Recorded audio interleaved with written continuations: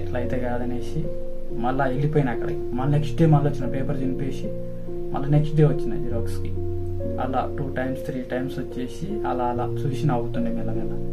ఇక తర్వాత డే వచ్చి ఇక మాట్లాడిన అన్న చెప్పేసి సరే అనేసి ఏదైతే అవుతుంది అనేసి మెల్లగా నెంబర్ అడిగా.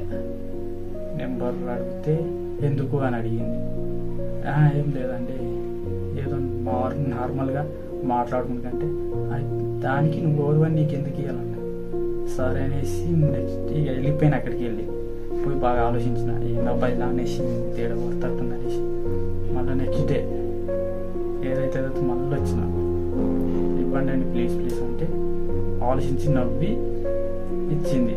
ఇచ్చినాక సంతోషంగా చూడు ఇక నెంబర్ తీసుకొని ఇక రోజు చాటింగ్లు మాట్లాడుకున్నాడు.